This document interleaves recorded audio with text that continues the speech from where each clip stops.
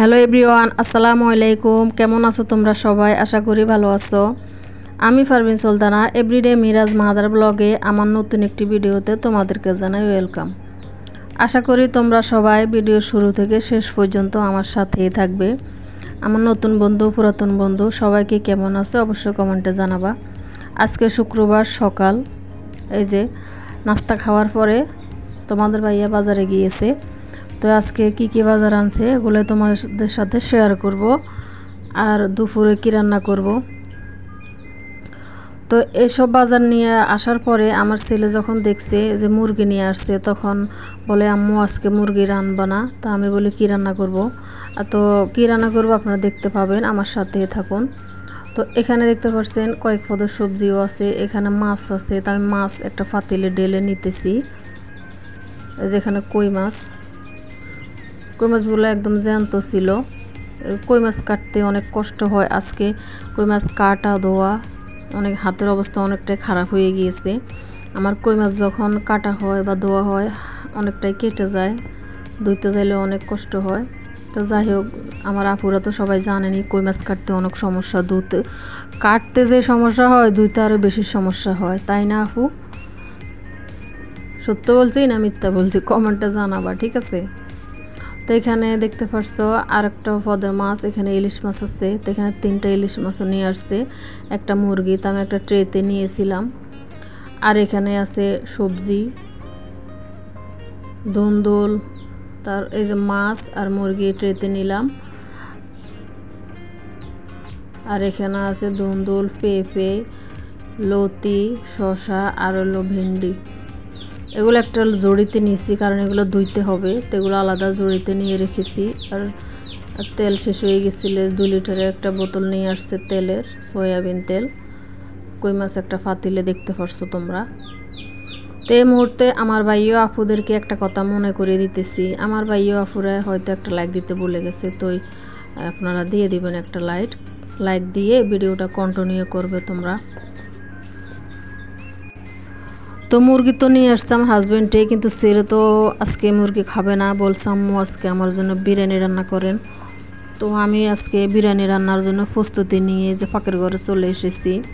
আগ থেকে গরুর মাংসগুলো ভিজিয়ে আমি এই যে ধুয়ে কেটে সুন্দর করে পানি জোরে নিয়ে এসেছি। তারপর আমি পরিমাণ মতো মশলা দিয়ে চুলার উপর কষিয়ে নিয়েছি। বিরিয়ানি রান্না করতে যে যে মশলা লাগে আর কি, ওই সব মশলা আমি সব দিয়ে কষিয়ে নিয়েছি।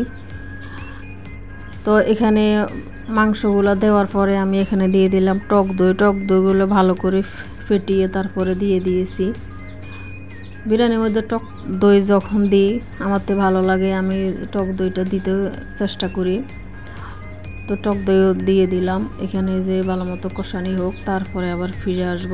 তো আমি পাশের চুলায় যে এক চুলাতে বিরিয়ানির জন্য মাংস কষাইতেছি, অন্য চুলায় আমি যে আলুগুলো ভেজে নিতেছি। আমার ছেলে এই কথাও বলছে আম্মু বিরিয়ানির সাথে আলু ভেজে দিবেন। তো আমি এই যে আলুগুলো কেটে ধুয়ে লবণ দিয়ে তারপরে তেলের উপরে ভেজে নেব। একদম তেলের মধ্যে বাজতে সিদ্ধ করে নেব। আস্তে আগুন কমিয়ে দিয়ে তারপর উল্টে পাল্টে দেব মাঝে মাঝে, এখানে সিদ্ধ করে নেব। তখন বিরিয়ানির মধ্যে আমি লাস্ট পর্যায়ে দেবো আর কি। তো আমার এখানে দেখতে পারছো তোমরা বিরিয়ানি রান্নার যে মাংসগুলো এগুলো কষানো হয়ে গিয়েছে। উপরে তেল তো বেশি উঠেছে দেখতে পারছো, ভালো মতো আর একটু কষানি হবে। তো ভাইও আফুরা তোমরা কে কেমন আছো? আশা করি এখন দেশের পরিস্থিতি একটু স্বাভাবিক হইতেছে, যেমন বন্যার কথা বলতেছি আর কি। পানি একটু কমতেছে আমার গ্রামের বাড়ির, তো পানি উঠেই গেছে। আগে তোমাদের সাথে আমি শেয়ার করেছি, ভিডিওতে বলেছি। তো আমি অপর চুলায় এক পাতিল পানি বসিয়ে দিয়েছি। যখন এই যে বিরিয়ানির চালগুলো ভাজা হবে গরম পানি দেব।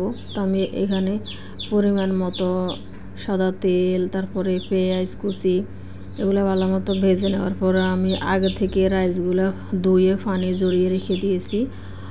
তো আমি দিয়ে দিলাম, চালগুলো ভালো মতো ভাজা হয়ে গিয়েছে, একদম জর্জরা করে ভেজে নিয়েছি। যতই ভাজা হবে পোলাও বা বিরিয়ানি ততটাই জর্জরা ভালো হবে আর কি। সঙ্গে সঙ্গে যদি পানি দিয়ে দেয় তাহলে ওই বিরিয়ানি বা পোলাও খেতে ভালো লাগে না।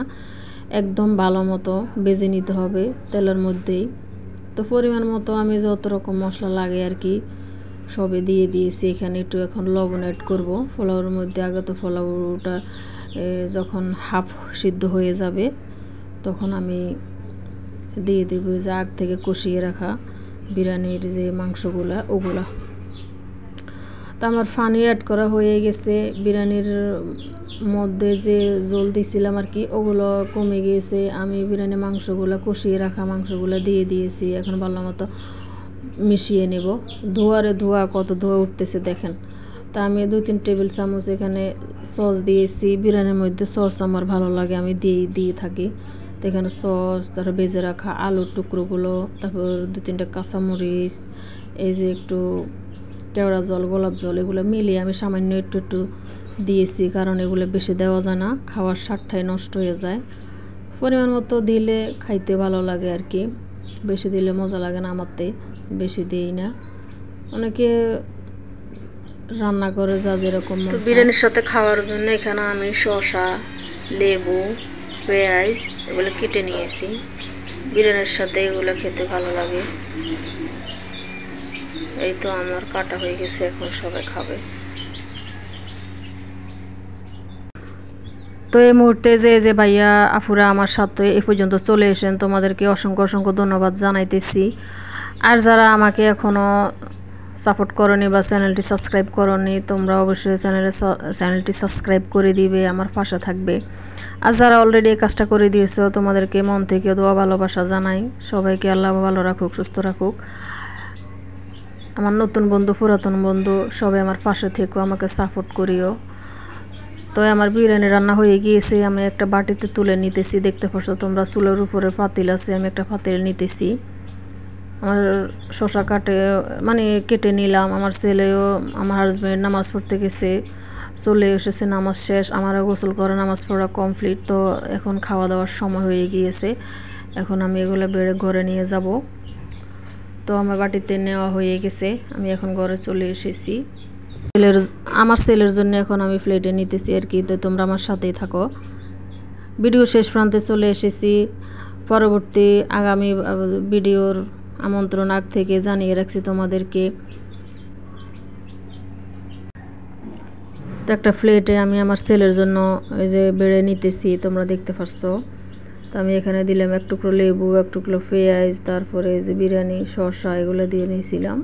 আসসালামু আলাইকুম।